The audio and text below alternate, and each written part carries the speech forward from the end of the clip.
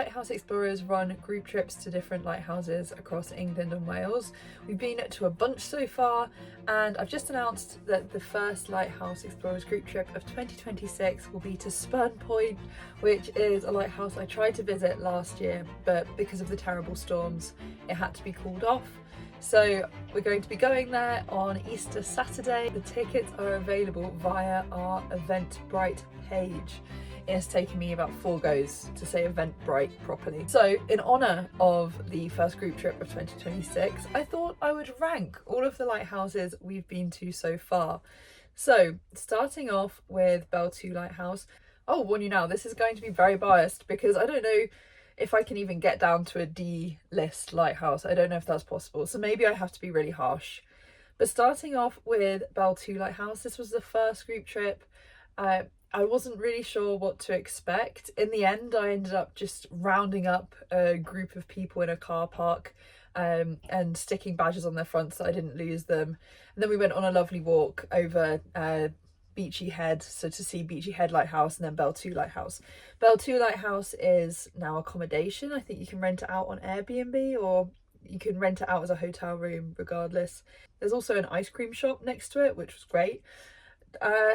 Because it's accommodation and very expensive, it's a bit prohibitive. If you don't pay to stay there, you can't go inside. That takes it down. I'm gonna have to be harsh, and I'm saying this ahead of time because I don't know if I want to rate anything too low, but I think because you can't go inside, it has to limit it. It can't be A or S tier. And because of the price of the room, I think it's like £300 a night or something like that. I think it will have to go into C. Lovely lighthouse though, and it does look like they've done something wonderful with it inside, but if I can ever afford to go, I'll let you know. Next up is Beachy Head Lighthouse. So this lighthouse is just off of the shore. It's a very gorgeous spot with the cliffs behind it. It was in Chitty Chitty Bang Bang, which is also great. The cliffs are in one of the Harry Potters. I think it's Goblet of Fire, but I don't think you can see the lighthouse. But anyway, great spot, good filming location. Can't go inside it. It's not accommodation though. There's no prohibitive cost. It's just that it's offshore. I do love this lighthouse. I think it's really iconic, and I love a lighthouse with red and white stripes. So I think, again, I think if you can't go inside it, I'm gonna limit it from the A or S tier.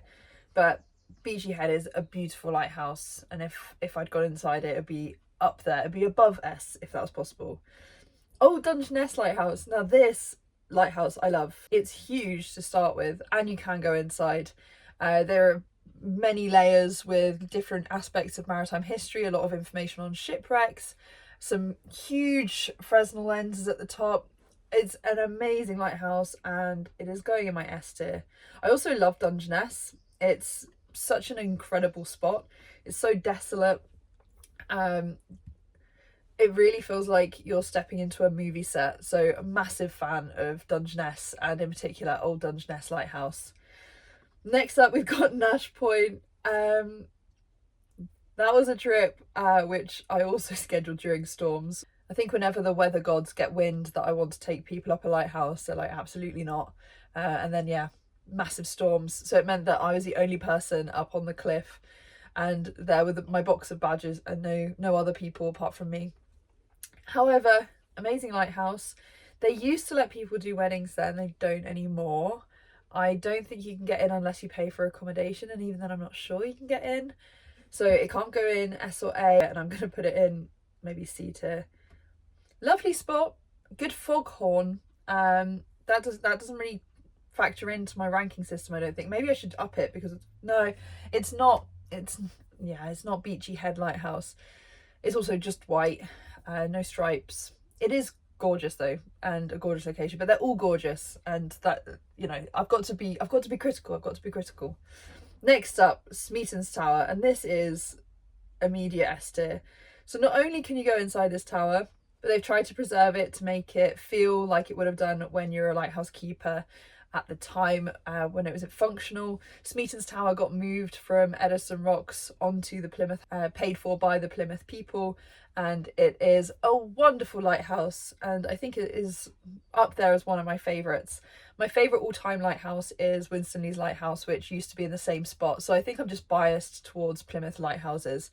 However, Smeaton's Tower is amazing. And speaking of Eddystone Rock lighthouses, I am now up to the current Eddystone Rock Lighthouse. And that's Douglas's tower. So Douglas was the engineer who built it.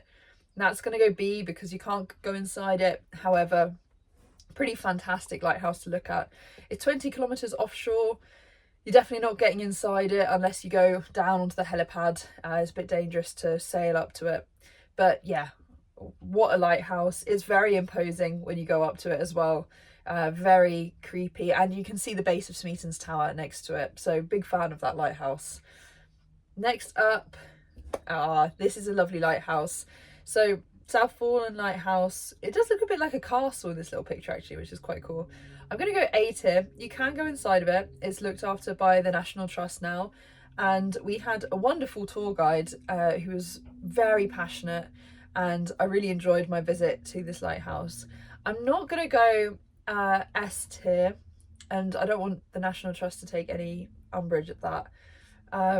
Whilst I do love it, it didn't have the wow factor for me that Dungeness or Smeaton's Tower did, but still a great little lighthouse. I also think it was quite expensive to go up compared to other lighthouses. I'll have to double check that. It's not hugely expensive, and I definitely recommend that you go. But yeah, it's not quite S tier for me.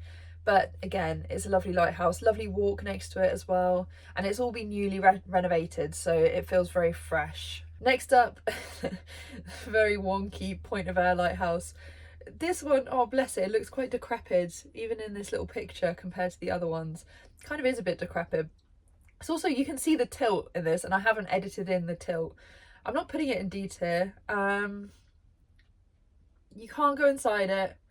It's on Talacca Beach in North Wales. I don't know. I think C is the highest I can go. You can't go inside it. Whilst it is a nice beach, there's no ice cream shop, which it shouldn't matter, but it kind of does. There also used to be a statue on the top of this lighthouse outside the lantern room, which was meant to look like an old lighthouse keeper, but they've removed that. If they still had that, it would definitely be B. And I did really enjoy my walk around the lighthouse. I got to stand on the steps. It was extremely windy. Yeah, it was extremely windy. I think C tier. I think I'll stick it in C tier. I feel genuinely quite bad about putting any of them in C tier. There shouldn't be this much guilt involved in this. I understand that. It's my own personal shortcoming. Next up, Southwold. Immediate S tier. You can even see all the little houses in this picture. So it's like tucked in the middle of a town. It's in Suffolk. It's now run by Adnams. So until recently you couldn't go into this lighthouse. You now can. You can go on an Adnams tour. And our tour guide again was extremely friendly. And we went up and we could see all of Southwold from the top of the lighthouse. It was very beautiful. And I had a very lovely day out. It was very hot. I drank a lot of Adnams beer, and maybe that influences the decision slightly, but I had an ice cream. I was living my Suffolk dream, and yeah, S tier. Brilliant lighthouse. Very glad that I could go up into it. And finally, out of the trip so far, we have Trinity Buoy Wharf, which is also another immediate S tier.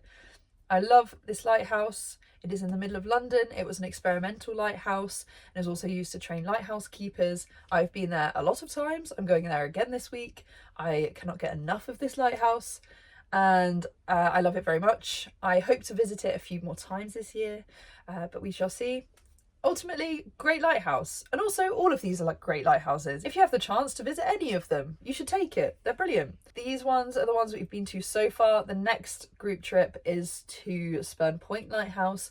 If you want a ticket and you want to come along, you can get them on the Eventbrite page. If you can't go to that trip, just sign up for the newsletter on the website or subscribe here, and I'll try and keep you updated with upcoming trips. But yes, please do not take offence to any of these lighthouses that I haven't ranked as highly. If it's in your neighbourhood and I've ranked it lowly, I'm sorry.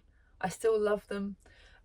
These also aren't all of the lighthouses I've visited personally, of course. These are just the group trips that we've been on. I enjoyed every single one of those group trips. So thank you and goodbye. I hope to see you in Hull in a few weeks.